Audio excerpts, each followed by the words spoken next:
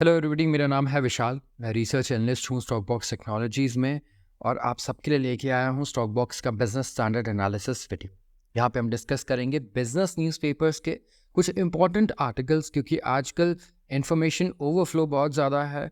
So correct information हम लोग कई बार स्किप कर देते हैं जो हमारे लिए इम्पॉर्टेंट है। तो यहाँ पे हम वही चीज़ें डिस्कस करेंगे जो हमारी लाइफ को अफेक्ट करती हैं। ये इकोनॉमिक्स, बिजनेस, इन्वेस्टमेंट्स के बारे में होंगी। तो ज़रूर आप चैनल को सब्सक्राइब कर लीजिए अगर आपको ऐसे टॉपिक्स पसंद हैं। शुरुआत करते हैं सबसे पहले आर्टिकल से। SEBI issues show cause notice to Hindenburg research and 5 others.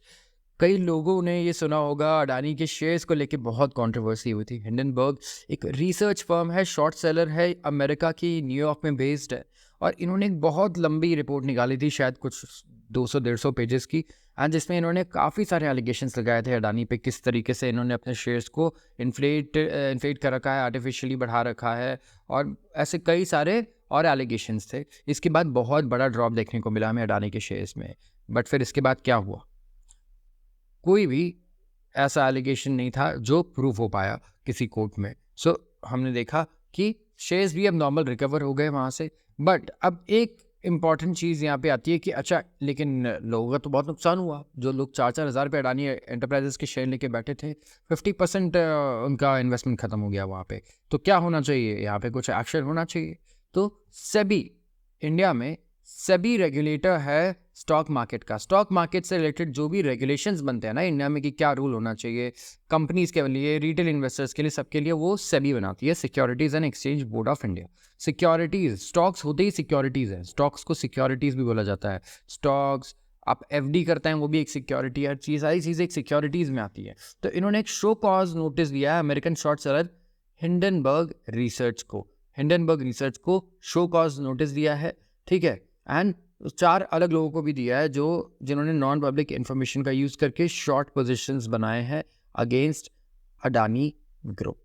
तो इस शो कॉज नोटिस, SCN मतलब शो कॉज नोटिस जो है, ये जैसे डिस्क्लोज किया गया है इसमें हिंडनबर्ग की रिसर्च वेबसाइट पे।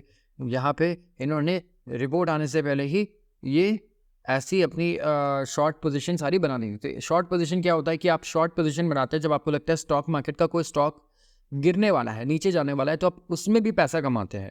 तो मान लीजिए सेबी का ये कहना है कि आपने मान लीजिए 1,000 रुपये पे एक शॉर्ट पोजीशन बनाई, मतलब यहाँ से अगर अडानी का स्टॉक जितना 1,000 से नीचे जाएगा मैं उतने पैसे कमाऊंगा, और उसके अगले दिन बाद में आप ऐसे रिपोर्ट निकाल रहे हैं जिससे मार्केट में फियर काफ़ी जनरेट हो रहा है, काफ़ी पैनिक हो रहा है। तो यहाँ पे क्या होगा? यहाँ पे प्रॉब्लम ये है कि अगर वो एलिगेशन प्रूव नहीं भी होती हैं तो मार्केट में पैनिक की वजह से स्टॉक तो नीचे गिर जाएगा, आप पैसे कमा के निकल जाओगे, और जो लॉन्ग टर्म इन्वेस्टर्स हैं, ऑनेस्ट इन्वेस्टर्स हैं, उनका काफ़ी पैसों का नुकसान हो जाएगा। तो सेबी का यहाँ पे ये लॉजिक है, ये तर्क है कि ये इन्हें शो कॉज नोटिस भेज रहे हैं कि आप शॉर्ट पोजिशन बना के आप खुद दूसरों को मिसलेड कर रहे हो। देखिए, इन्होंने ये वर्ड्स यूज़ भी किए हैं, ठीक है। इनकी वजह से अडानी के कंग्लोमरेट में $150 बिलियन के मार्केट कैप का वाइप आउट हुआ, और यहाँ पे मिसलीड किया गया रीडर्स को, पैनिक क्रिएट किया गया अडानी के स्टॉक्स में, जहाँ पे जितना प्रॉफिट किया जा सके उन्होंने उससे किया है मैक्सिमम एक्सटेंट तक। तो यहाँ पे इनका ये भी कहना है कि ये जो पोजीशन, सभी के प्रूफ में पता चला कि पोजीशंस ना स्क्वायर ऑफ हो चुके थे। स्क्वायर ऑफ का मतलब एग्जिट, आपने कुछ भी बाई किया आप सेल कर दो, या सेल किया आप बाई कर लो, तो वो स्क्वायर ऑफ होना कहते हैं इसे मार्केट में। आफ्टर पब्लिकेशन ऑफ रिपोर्ट, जब रिपोर्ट पब्लिश हुई तो स्क्वायर ऑफ कर दिया गया, जहाँ से 183 करोड़ का प्रॉफिट किया गया। एंड यहाँ पे हिंडनबर्ग का क्या कहना है? हिंडनबर्ग ने, ये देखिए, न्यूयॉर्क बेस्ड हिंडनबर्ग ने डिसमिस कर दिया है सेबी के नोटिस को। उन्होंने कहा है कि दिस इज नॉनसेंस, एंड उन्होंने क्लेम किया कि इट बेयरली इवन ब्रोक इवन। जो उनका प्रॉफिट हुआ है वो उसमें ब्रेक इवन भी नहीं कर पाए, खर्चा इतना था।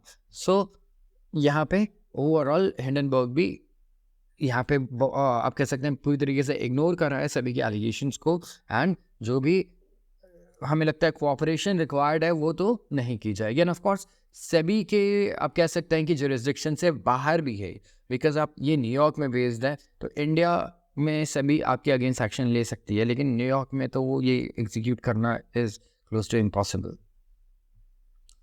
35,000 crore Aramco order biggest ever says L&T। Aramco कौन है?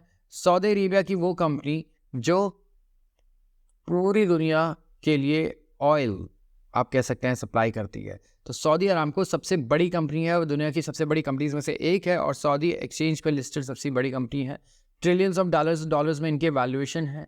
ठीक है, आप कह सकते हैं सऊदी अरेबिया के जीडीपी में इनका बहुत बड़ा कंट्रीब्यूशन है।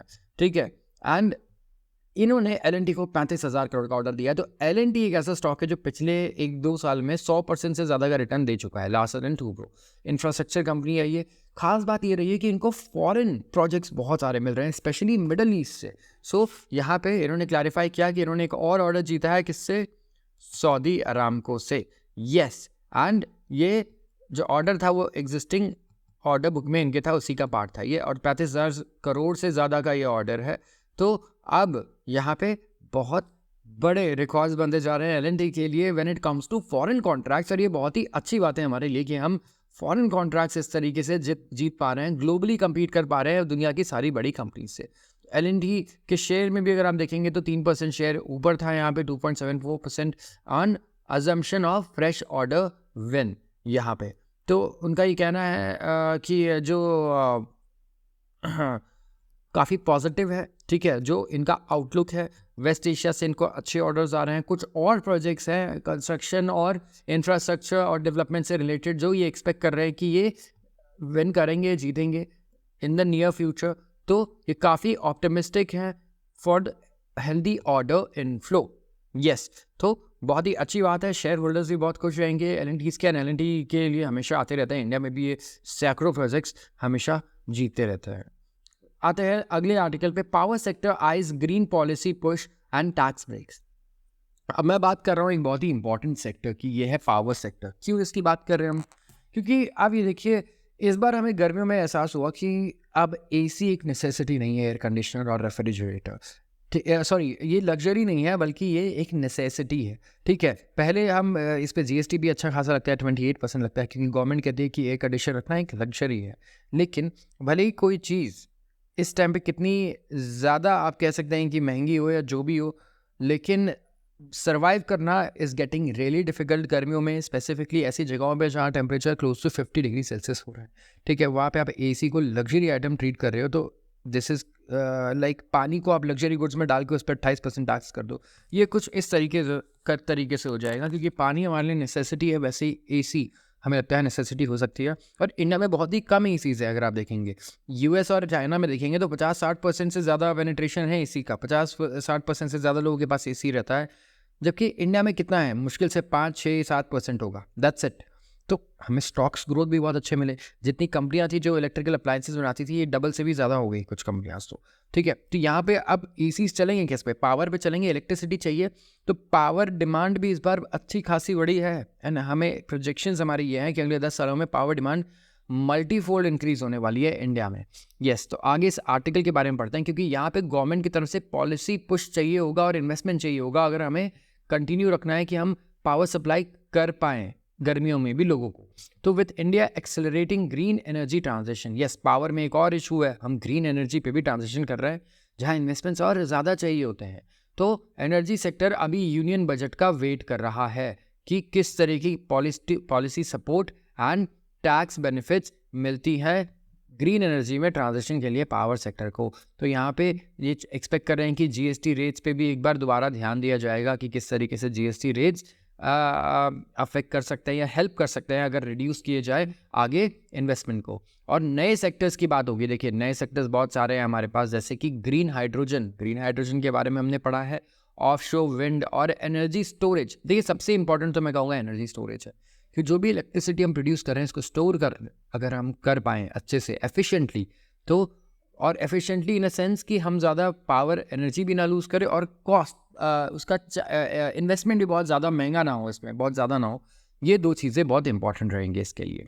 तो काफ़ी सारे रिकमेंडेशंस दिए हैं इसके लिए इंडस्ट्री से, ऑफकोर्स गवर्नमेंट रिकमेंडेशन लेती है, तो वो रिकमेंडेशंस भी दिए गए, जैसे कि lowering GST on solar modules. कुछ लोग का ये कहना है इससे प्रोजेक्ट के कॉस्ट बहुत कम हो जाएंगे, इन्वेस्टमेंट्स कम हो जाएंगे, या फिर जो कस्टम ड्यूटीज़ लग रहे हैं इम्पोर्टेड सोलर सेल्स पे एंड मॉड्यूल्स पे, इसकी वजह से भी अगर ये कम हो जाता है या ख़त्म हो जाता है तो बहुत हेल्प मिल पाएगी overall renewable energy, renewable power generation में, ठीक है, क्योंकि आप ईवीज तो खरीद लेंगे, लेकिन अगर इलेक्ट्रिसिटी सिर्फ कोयले से बनाएंगे तो क्या वो ग्रीन, प्रॉपर ग्रीन है? नहीं, राइट। तो आपको 100% ग्रीन जाने के लिए प्रोडक्शन भी रिन्यूएबल सोर्सेज से करने होंगे, शिफ्ट करना होगा ग्रीन एनर्जी ट्रांजिशन पर। सो यहाँ पे अलग अलग सेक्टर्स हैं जिसके थ्रू कर सकते हैं, जैसे newer clean energy sectors have emerged, ठीक है, इस टाइम पे। जैसे कि अगर आप देखें, ग्रीन हाइड्रोजन है, ठीक है, प्लांट बेस्ड बायोफ्यूल है, and energy storage among others. तो एनर्जी सेक्टर में भी काफ़ी चेंजेस आ रहे हैं, नए सेक्टर आए हैं जो ग्रीन है।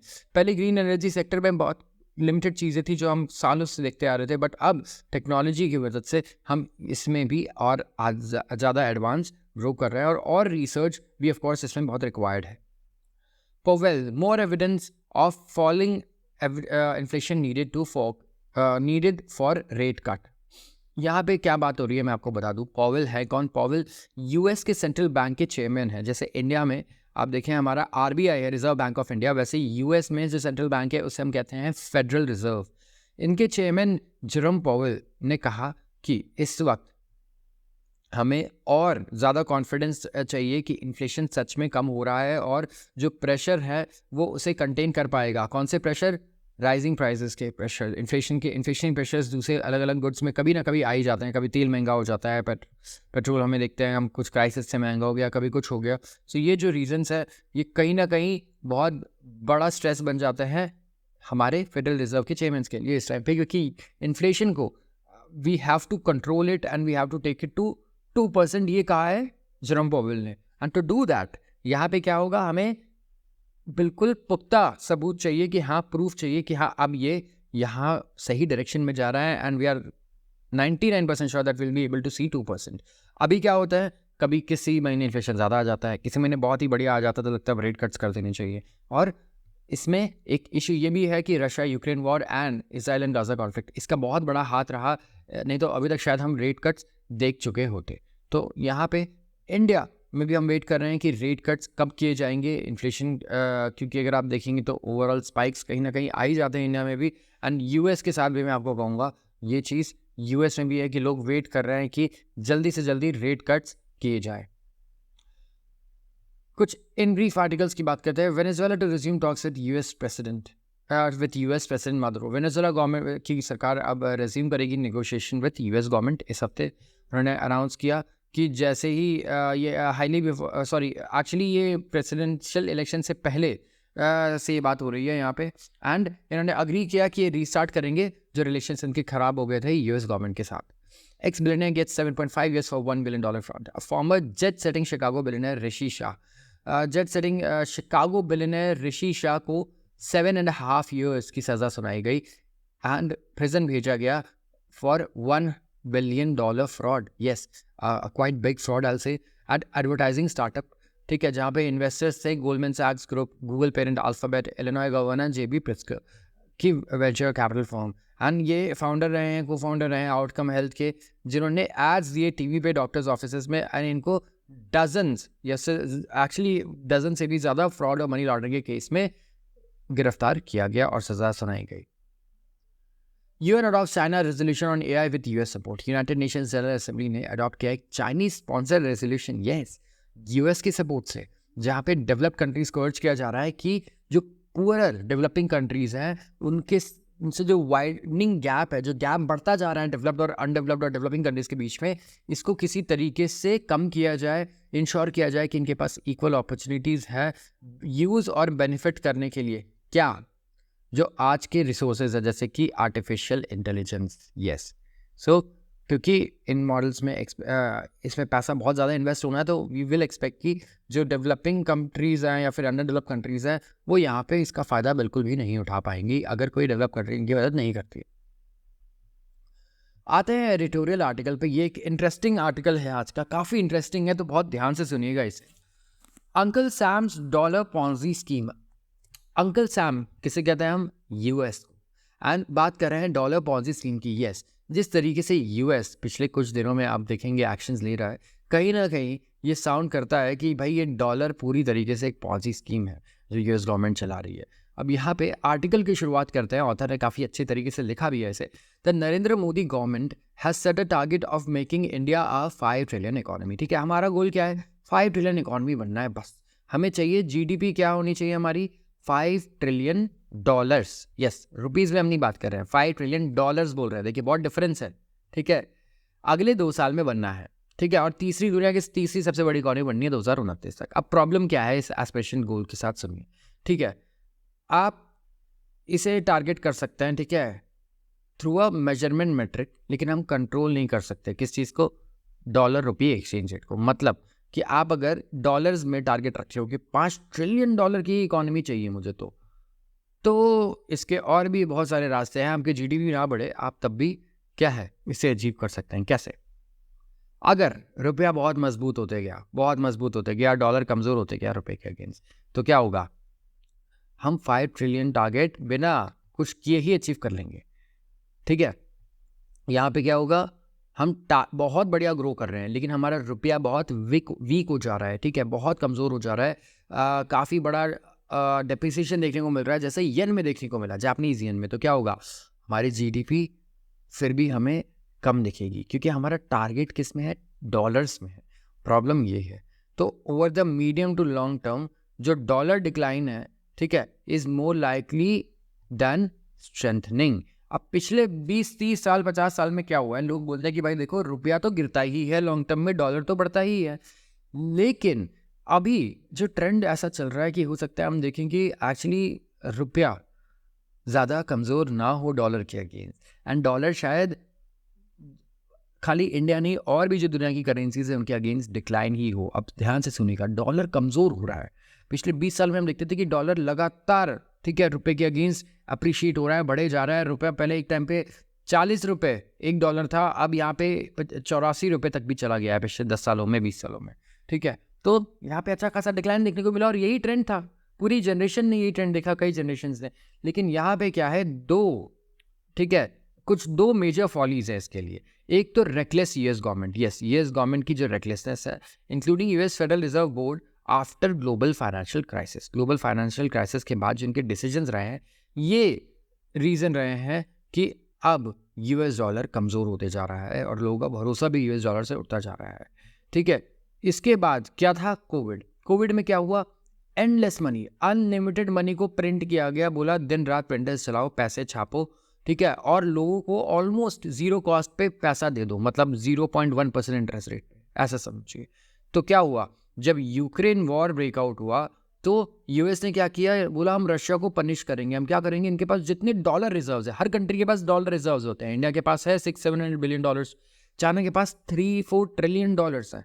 वैसे रशिया के पास भी थे अच्छे खासे, जिसको पूरा कॉन्फिस्केट कर लिया किसने? यूएस ने। और तब से, जब से यूएस ने रशिया से सारे डॉलर्स कॉन्फिस्केट कर लिए, तभी से आप देखेंगे कि चाइना, इंडिया, ये क्या कर रहे हैं? गोल्ड बाय कर रहे हैं। पिछले 2 सालों में गोल्ड के प्राइस देखिए आप कहाँ पहुंच गए हैं। क्यों बढ़ रहे हैं? क्योंकि दुनिया भर में सेंट्रल बैंक्स ना गोल्ड बाय कर रहे हैं। ठीक है, एंड क्या रीज़न है? क्योंकि उन्हें ये लगा कि डॉलर तो ऐसी चीज़ है कि यूएस तो कभी भी चाहे ले ले, राइट, जैसे उन्होंने रशिया से ले लिया। So we can not depend on it.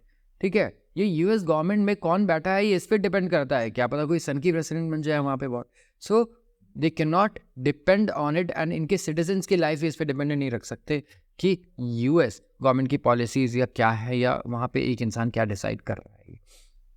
तो अप्रैल में अगर आप देखें, जो चाइना की होल्डिंग थी यूएस ट्रेजरी स्टॉक्स की, वो थी less than quarter of its total reserve of $3.2 trillion. So 3.2 trillion dollar के डॉलर रिजर्व्स है चाइना के पास। उसमें से क्वार्टर मतलब 1/4, ठीक है, 1/4 पैसे से वो होल्ड करता था यूएस के ट्रेजरी स्टॉक्स, एंड ये गोल्ड बाय कर रहा है हर एक single month for last year and half. India ने 24 टन से ज़्यादा गोल्ड बाय कर लिया है सिर्फ जनवरी से अप्रैल में इस साल। Yes, and more than 16 ton 2023 में। और ये जो मूव है, जो डॉलर से दूर जा रहा है, इसके 2 पैर है। क्या? एक तो यूएस में जो फिस्कल सिचुएशन है वो बेकार होते जा रही है। ठीक है, फिस्कल सिचुएशन क्या हो गया? मतलब आपकी आमदनी कम है, खर्चा आप ज़्यादा कर रहे हैं, तो ये होता है फिस्कल सिचुएशन। अगर आप फाइनेंस के टर्म से बोलेंगे तो कोई दोस्त आपसे उधार मांगे तो बोलेंगे, आप बोल सकते हैं कि मेरा फिस्कल सिचुएशन अभी सही नहीं है। एंड यहाँ पे अगर आप देखें, general loss of trust in Uncle Sam's willingness to honour the rules underpinning global financial stocks and flows. Yes, trust भी यूएस में काफ़ी कम हो गया है पहले से, ठीक है, कि यूएस जो रूल्स हैं, ग्लोबल रूल्स जो हम फॉलो करते हैं ताकि ग्लोबल फाइनेंशियल स्टॉक्स और फ्लो स्टेबल रहे, वो यूएस फॉलो नहीं करेगा, लोगों को अब ये भी लगता है, ठीक है। तो ट्रस्ट ही नहीं रहा है यूएस के ऊपर लोगों को। तो इंडिया के लिए ये इम्प्लाई करता है कि हमें क्या करना चाहिए। सबसे पहले तो अपनी गोल्ड होल्डिंग्स को बढ़ाओ from 8.7% of reserves to closer to 12 to 15% in stages में करना पड़ेगा, ठीक है, नहीं तो गोल्ड के दाम भी ऐसे बढ़ जाएंगे कि परेशानी हो जाएगी। और इसका मतलब ये भी है कि हमें मेंटली ओपन रहना पड़ेगा डी डॉलराइजेशन इनिशिएटिव के लिए। यस, डी डॉलराइजेशन का मतलब क्या है कि कहीं ना कहीं डॉलर से हमें दूर जाना होगा। तो अ न्यू बुक, ठीक है, जहाँ पे अब ऐसे तो खैर बुक्स आती रहती है, मैं उसको सही बताऊँ तो अभी जैसे RIP USD की ये बात कर रहा है, वैसे ही ऐसी कई सारी बुक्स है जो डी डॉलराइजेशन के बारे में बात करती है और ये सजेस्ट कर रहे हैं कि ये इम्पेंडिंग डिमाइज जो है डॉलर का, ये इसी साल हो सकता है। यस, डॉलर का डिमाइज, एंड हम अज्यूम कर सकते हैं कि अल्टीमेटली जो मार्केट्स है वो ऑप्ट आउट कर लेंगे इस पॉन्जी स्कीम से, ठीक है। और inertia and short term self interest will ensure the actual collapse date can not be predicted with certainty. Actual collapse date हम प्रेडिक्ट नहीं कर सकते, but dollar is going to lose ground. And यहाँ पे वी कैन सी कि कैसे सारी countries, if you look at Saudi Arabia, ठीक है, if you look at other countries जैसे ब्रिक्स हैं, ये सारे क्या बात कर रहे हैं कि किसी तरीके से हम ऐसे रिलेशंस बनाएं कि हम कोऑपरेट कर पाए करेंसी में और ट्रेड में, बिना डॉलर के हम एक दूसरे से ट्रेड कर पाए। तो ये एक ऐसा एजेंडा है जो सारी कंट्रीज सेट कर रही हैं एक दूसरे के लिए। तो Shaan is a votary of free markets, ठीक है, ये जो ऑथर है इनकी बात हो रही है, जिस बुक की हम बात करते हैं RIP USD, तो ये वोटरी है फ्री मार्केट्स के, as advocated by Austrian school of economics. उन्होंने कहना है कि कोई भी फियाट करेंसी ना, no fiat currency has ever survived more than few decades.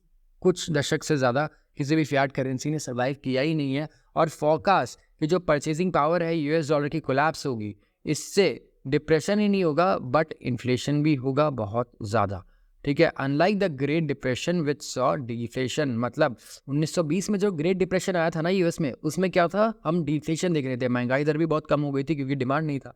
लेकिन US डॉलर अगर कोलैप्स करता है तो हमें ना तो सिर्फ देखना पड़ेगा डिप्रेशन बट साथ में इन्फ्लेशन।